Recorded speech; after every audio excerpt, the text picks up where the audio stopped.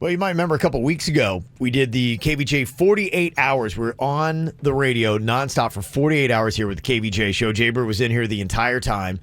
And in that time, we were able to raise $200,000 to help rebuild the Bahamas. And it's been amazing just being able to not only be a part of raising all that money, but to then start getting the supplies that we need and seeing specifically what we can do to help rebuild the town of West End that is over there. And the last you told us, Virginia, we had a shipping container that was full of stuff that was over there in the Bahamas, sitting, waiting. They had the stuff. They were just going to open it up and start tacking things together and start rebuilding West End to get it the way it was before Hurricane Dorian. So it's tricky over in the Bahamas. You know, when stuff gets dropped off, you can't just open it up and start working. The guys from customs have to come over. They have to inspect everything. And so the container came over the weekend, and it was kind of just sitting there waiting. And they finally got to open it up yesterday. Okay. And they got to inspect everything.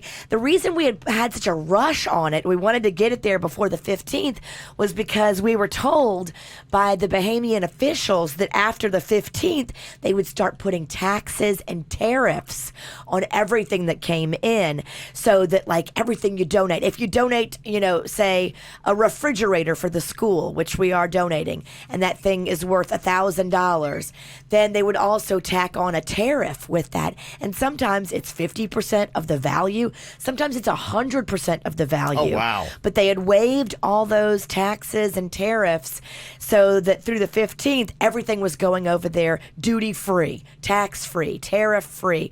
And that's why we were trying to rush everything over there. But they also this week announced that they will continue this tariff-free for the next year. Oh, that's awesome. So the next year, we can continue to get stuff over there and not have to pay those big, huge tariffs. So we were all like, phew, okay, we can stop the crazy urgency of we must get stuff over there now, this week. So we have 4 shipping containers. We have a 40-foot one that just landed there. It just opened yesterday, filled with relief, building materials, roofing materials, sheetrock, insulation. And that container is going to stay there. We purchased that container because not only is it used to transport, it's going to be used to store all this stuff, so it doesn't get damaged by the weather or the rain or anything like that. So that will stay there. The other 2 20-foot containers are now being filled with things like stoves for the school, water dispensers for the school, microwaves for the school, cleaning supplies, insulation. All that stuff is going in this week, and the next shipping container will probably be going out in the next like 2 or 3 days.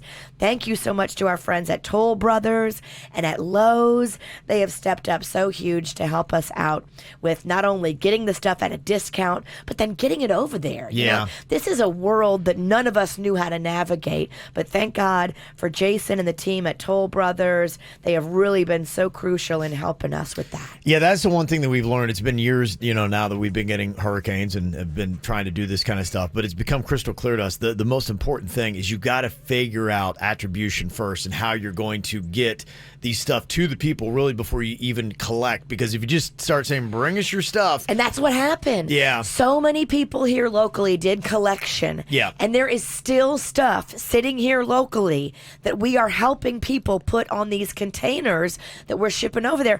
A lot of relief went over there with that first 40-foot container because people collected all this stuff and then had no way to get it there.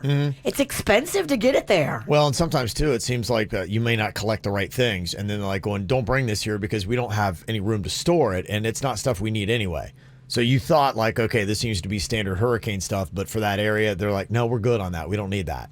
Yeah, it's totally changed. It went from being a relief effort with a lot of food and water now to being like, okay, how do we help these people rebuild their homes and their lives? So and we're starting with the school, we're starting with the clinic, and then we're going to get into, people's homes. The churches are helping us pick the most needy, the most elderly families first. So those people that are in the most dire situation will be helped first, and then hopefully everybody will be able to feel a bit of this trickle-down love. And we'll make sure to get lots of photos and videos so you can see exactly where your donations went. Absolutely. And the faces of the people that it's helping. So thank you again very much to everybody that did any kind of contribution to the KVJ 48. We appreciate it.